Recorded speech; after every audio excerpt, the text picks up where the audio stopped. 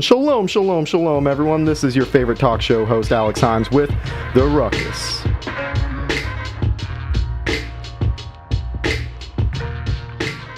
Seems like every week I'm talking about how great and happy I am to be back in Lexington. Well, now 2 weeks of school have started, come and gone. I don't know how I'm feeling about this still, but we're going to jump right into it. Today we're going to start with something that means a lot to me, and this date was June 17th, 2010. This was the most disgusting, bullcrap, heartbreaking, disastrous day in my life. My parents' divorce seemed minuscule in comparison, and that is the day Kobe Bryant and the Los Angeles Lakers won their 16th title against my Boston Celtics. I tried rewatching the game, the highlights, everything for this story, but even to this day, watching those highlights still gets me, and I still slightly cried. So the Celtics had the game in their hands up until the fourth quarter, until a Laker turnaround, and this was capped off by, of all frickin' people, the man previously known as Ron Artest hitting the luckiest shot of his career. And Kobe Bryant had 23 points that night, and every one of those shots that he made looked more and more difficult than the last. He's been the man that's destroyed the hopes and dreams of other teams, and here he was doing it to my Celtics. Growing up in Los Angeles as a Boston sports fan was super difficult, trust me. I used to get yelled at and made fun of all the time for Boston sports teams, and just because I knew the fact that these teams, or at least my teams, were much better than theirs, I was okay with it. You know, being in Los Angeles with the team that your team is thoroughly hated by the most, and having to deal with those fans every day, pretty difficult. Trust me on that one. So, you know, you're stuck going to school every day hearing about how the Lakers were amazing and that nobody could stop them. And all while Boston was out in the East being LeBron's kryptonite. So I would constantly have arguments with a friend of mine. And this friend, his name is Omid Shamoil. And I'm sad to tell this story because he's a die-hard Laker fan still to this day, and I still talk to him every now and then, giving him crap about the Lakers and how the Celtics still own them. But he and I would constantly argue. We'd have arguments about the Celtics, the Lakers, Patriots, Red Sox, Bruins, anything. Anything about bashing LA teams or bashing Boston teams, he was about and I was about. And it was good banter. This brings me to the real heart of the problem, which was Kobe being Bryant. And on the day of Game 7, I made probably the dumbest mistake any cocky sports fan would ever make. At halftime, when the Celtics were up and the momentum was on their side, the air was out of the Staples Center, and the Lakers just looked deflated while the Celtics looked like they were about to get that next ring. And here we were at halftime with me stating, ha ha ha, the Lakers suck. The Celtics are going to get their 18th banner. Well, all it took was another hour and 40 minutes for this to change fate. And unfortunately, it changed to where the Celtics ended up losing to the Lakers in Game 7. And that was by far the hardest experience of my life as a Celtics fan, just because I ended up having to watch it. I'm sitting there and I'm thinking the Celtics are going to make the win. You know, there's 4 points left. It ended up being a 4-point game. And here I am now wondering, crap. I ended up crying at the end of that game. I cried so much so that my stepdad, who is a die-hard Laker fan, along with my mother, who is the Boston sports fan, the original Boston sports fan, I'd like to know, in my household, to sit next to me and tell me there was always next year. But I told them that it wasn't going to happen. And what happened? That was the last year the Celtics would make the finals because of LeBron James joining the Miami Heat. And there I was, stuck sitting there with Omid Shamoil, his face just reoccurring in my head, laughing, those eyes beating at me. Well, I grew up watching Kobe Bryant, and that was part of the 1-2 punch with him and Shaquille O'Neal. And there was no doubt in my mind that Kobe would break out of Shaq's shadow at one point and become his own man. And look what happened. Kobe had some of the best moments as a Laker. Probably is in my opinion, he's my favorite Laker of all time. I might be biased because I grew up watching him. He has 5 rings, so of course I'm going to have my own opinions. But my hate for Kobe Bryant, the player, was fueled and ignited by that 2010 loss. And it will probably never die. Don't get me wrong, it will probably never die. But at the end of the day, he deserves both of those numbers to be retired, number 8 and number 24. And I couldn't be happier for him. I love Kobe Bryant. I respect him. And that legend knows no bounds. But now we have to move on to a much more serious topic, which I am very sad to discuss. This occurred last night at the Red Sox game in Massachusetts at Fenway against the A's. And it's unfortunate to state that During the game, certain fans decided to hang something over the green monster, which had a disgusting and vile message. And that message read, "Racism is as American as baseball." Now, these fans were later removed, and the sign was removed immediately. It was handled diligently and swiftly by the security at Fenway Park. I want to commend them for that. But this comes at a time where Boston really is now under the microscope of the media. It's really sad to see because it's the minute minority of people like those guys who really end up causing a whole group of fans and a whole demographic to get spoiled and rotten, and soured. You automatically associate racism with Massachusetts and the Boston sports fans because of acts like this. And don't get me wrong, there have been multiple acts and multiple instances as of late, as we've seen with baseball and other sports too, but we do not represent the outdated and antiquated ideas that they tried to show off and claim were American values yesterday. That is not true, and I will take a stand against racism at any point, and that's the case. But all I can say is that Fenway definitely needs to take a step in correcting acts like this, as well as all of Boston sports need to pay very close attention and be diligent for what's going on with, one, its fans, fan base, and two, its players. We saw Adam Jones dealing with this earlier in this season, and that was well reported, and it ended up blowing up what we've already known about Boston sports fans, or what's been said about Boston sports fans and just the Boston sports culture. And it's really a shame, especially as a Boston sports fan, But while this is occurring, there's another big story that I'd like to take a moment to commend. Now, I'm not necessarily the biggest fan of Jamel Hill, and I've personally been a longtime fan of one half of the Six on Sports Center, which is not Jemele Hill. But I have to just take a moment to, one, commend her and take note of her actions. Jemele Hill, if many of you haven't heard, a couple days ago posted on Twitter to discuss her opinion on current President Donald Trump. And to put it bluntly, she stated, "Donald Trump is a white supremacist who has largely surrounded himself with other white supremacists." And this was followed up with, 8 minutes later, "He is unqualified and unfit to be president. He is not a leader. And if he were not white, he would have never been elected." ESPN ended up following this up by releasing their own statement, and their statement said, "The comments on Twitter from Jemele Hill regarding the president do not represent the position of ESPN.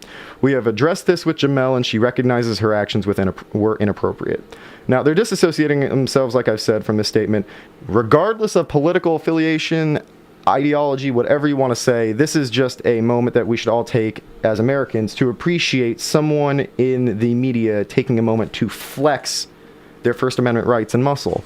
I appreciate it. I appreciate it because she's voicing her opinion and is doing so peacefully and expressing her opinion to the greater media, to which the media can do whatever they want with it and make it seem like she's un-American or blow it up even more so. But wait, that sounds eerily familiar to what's kind of going on right now. I mean, considering Colin Kaepernick, what's going on with him?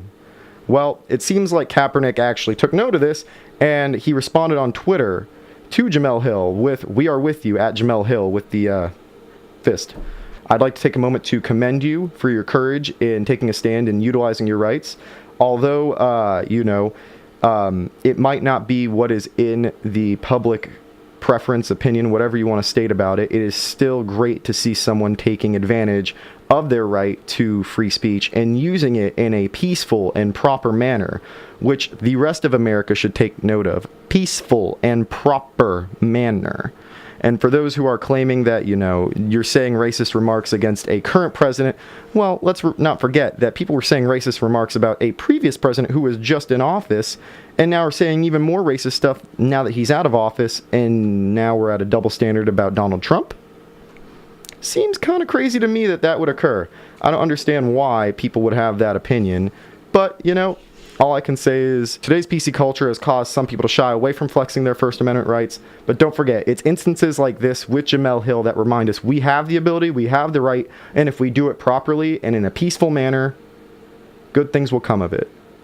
And that's the truth. So we'll be right back after this quick commercial break.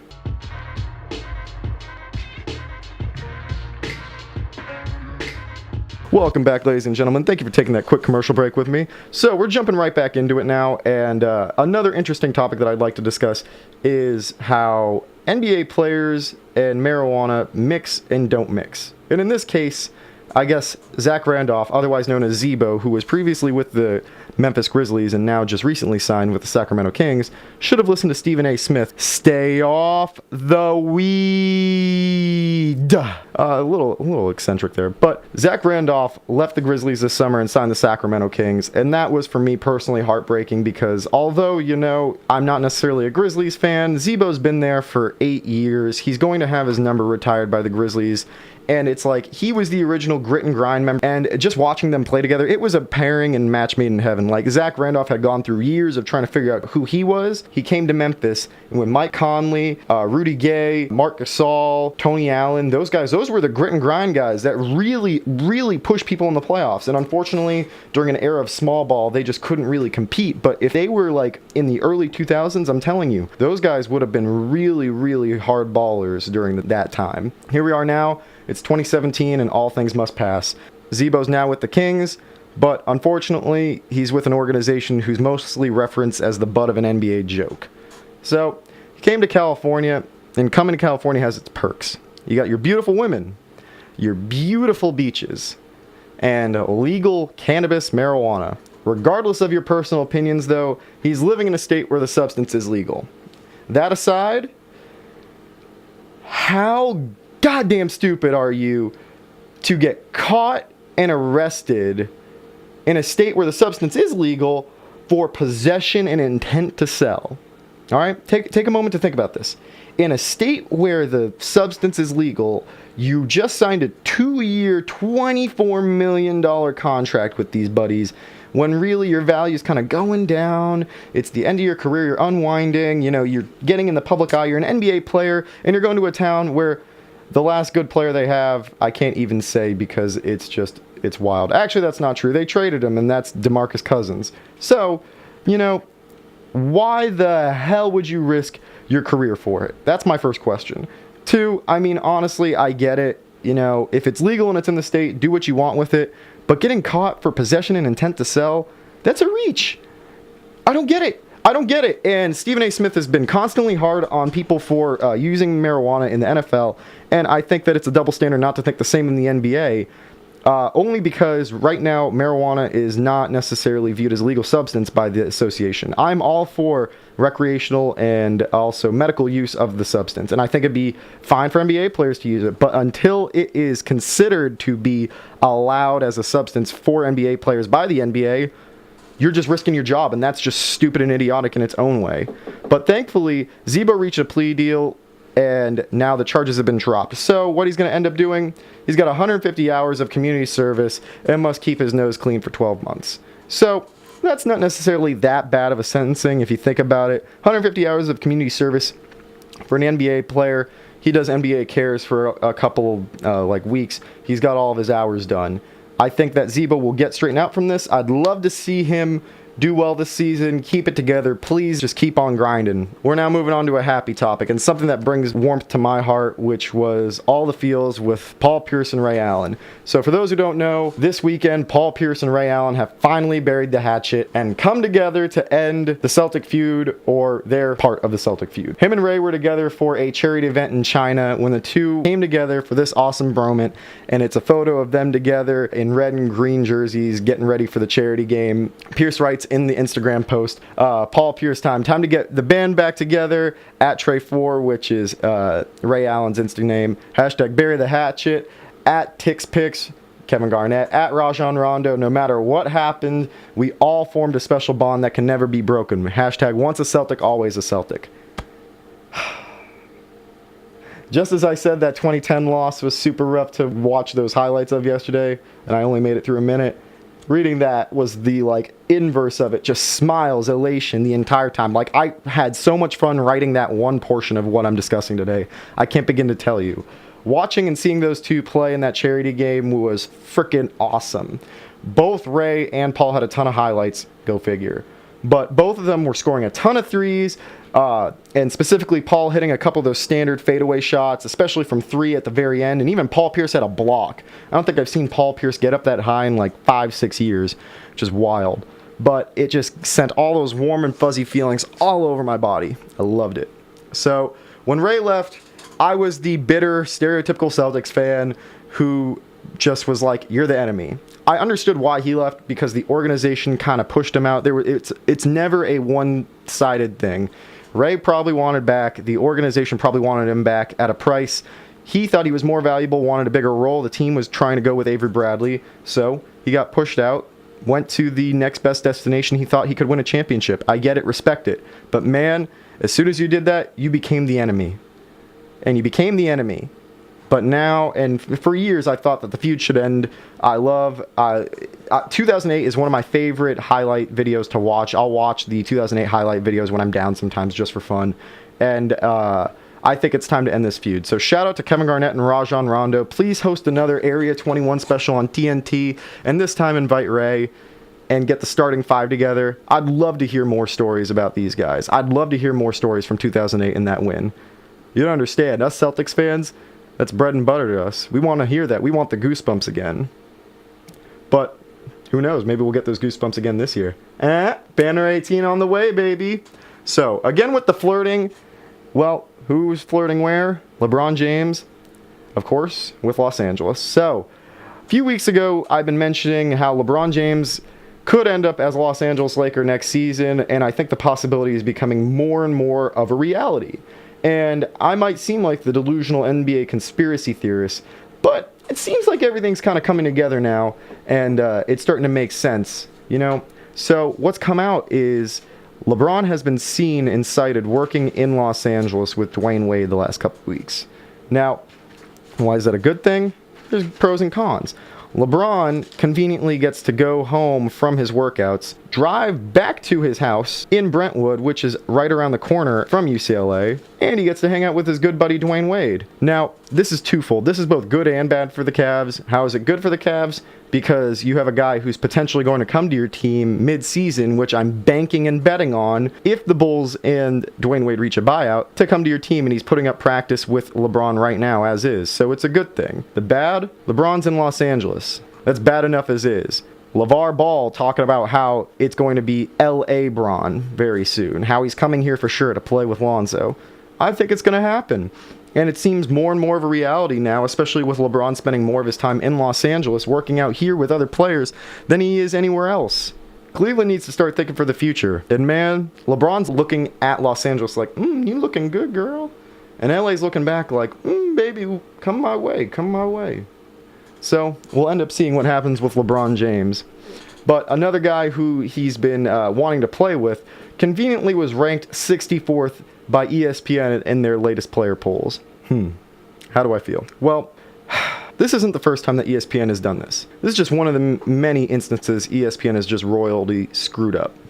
I understand and appreciate the value of analytics and what using numbers does for sports. Don't get me wrong, we see it all the time, how it's really revolutionized how basketball has been played, how football is being played, positions are being altered, guys are now basically changing who they are for their position. We've seen the power forward and the center just get adjusted in the NBA to get guys who are faster and more efficient. But that being said, numbers don't mean crap. They don't. And these analytics guys have never played a day of basketball in their lives, half of them at least. They don't know. They genuinely don't know. And I respect the use of numbers. I get it. But there's an eye test. You can see talent. You can see what talent is quantified by. Look at Rudy Gay. Rudy Gay is still a talented and useful player, but analytics hate him because of the mid-range game. Well, tough shit. Analytics department has played a bunch of games in general, but none of which have been basketball in their lives. Now, Carmelo is a top 5 scorer in the league, and that means he's got to be at least anywhere between 15 to 30 in the NBA, regardless. I understand defensive lapse and his inability to stay in front of someone or even beside someone and just eventually just stay on one side and cherry pick the entire game. But that being said, Melo is still one of the best scoring players currently behind Harden and Westbrook. And yeah, I said it, and that's my humble opinion. He's just that good. Put him on a team, any team. Give him the ball. He will get shots for that team at any point in a game. Yes, he's getting a little older, so he can't carry that load anymore. But he's still a valuable player. He could be a second option on a team. He could be a third option, a great third option, and that's what we've all been saying, to be ranked 64th. Now, it wouldn't be that big of a deal if you had 64 freaking great players in front of him. But you're telling me he's sandwiched between the Celtics' very own Marcus Smart at 65, who I love, and Lonzo Ball, the undrafted rookie. Now, take a moment. You're ranking 10-time All-Star, one of the best scorers in NBA history, a guy who is coveted by many teams to come and win a championship, behind a guy who has yet to play a game in the NBA. I'm sorry, but ESPN, fire our analytics crew, fire the people who are doing your ESPN lists, because they have the mental IQ of 3 below plant life. I'm sorry, but that's just flat out right. They do not know basketball whatsoever if they are going to rank him there. If they're going to rank Kyle Lowry also ahead of Carmelo Anthony, you have a couple screws loose in your head. I don't even know what to tell you, man. Carmelo took to Instagram and responded. One of my favorite posts that I've seen in a while. Can't make sense out of nonsense, but F it, I'll be my own biggest fan. A certain darkness is needed to see the stars. At ESPN, don't be so blatant with the disrespect. Hashtag line him up. Hashtag stay mellow. Carmelo, all I'm going to say is prove him wrong this season, buddy. I want to see you do well. I'd love to see you get traded to another organization that'll fight for a championship. Hopefully you go out west and beat Golden State for us. But man, just please kill it this season. Show them wrong and get the Hoodie Mello on the court. Whatever you can do, get Hoodie Mello playing ball, because if you get Hoodie Mello playing ball, your team's done for. So we're going off to now some small news and updates. I figured I'd give you little pieces of tidbit information that you guys wouldn't know about, but I'd like to send a nice warm congratulations to ex-Kentucky guard Isaiah Briscoe. He just signed a camp deal with the Portland Trail Blazers, as confirmed by Adrian Wojnarowski yesterday. So congratulations, Isaiah. I saw you playing on the summer squad this summer for Portland, and it's great to see that you made a training camp roster. I hope you do well. And NBA 2K18 may have leaked what the new uniforms for the NBA organizations will look like. The screenshots were posted on Twitter by a user yesterday showing what the Wild jerseys would be for the T-Wolves, the Cavs, and even my Celtics. So, they listed 4 categories of jersey. Association, which is their classic white. Icon, which is a team color. Athlete Mind State set, which is a statement jersey, which is basically just a player-inspired type of thing. And Community, which is a locally inspired design for the jersey. I love the look of these jerseys, and I think Nike's doing a marvelous job with these designs. Maybe having some of these ads on the jerseys weren't so bad after all. We're starting to see how these new jerseys are really starting to look, and these colors are looking truly more vibrant than the Adidas ones. Nothing against Adidas. They did a marvelous job with jerseys for years, but Nike's really stepping up the game and doing these jerseys justice and kind of picking up where Adidas left off and was kind of lacking at, if you will, you know. But, we're still getting most of these updates, and most of the NBA fans are starting to get some of these, old looks being salvaged, mixed in with their new designs, which is really great, because I love some of these old designs, like the old Phoenix Suns jersey. I was actually having a conversation with a couple buddies of mine back school about this just recently, but we love the Phoenix jerseys, we love the old T-Wolves jerseys, the Suns jerseys, so slick. And, I love these looks, and I'm excited to see some of the rest of these jerseys. Well, guys, it's been an awesome time getting to give you some of these updates today. I'd like to give one more shout to the Phi Kappa Tau fraternity at Transylvania University, which I'm a wonderful member of, as well as Bronson and a bunch of other guys. If you guys are on campus and we'd love to get to know you, I would love to meet some of the new guys and potential new people. And we look forward to seeing you on campus, guys. Rush Phi Tau. Enjoy Rush, period, and pick the right home for you. That's all we want.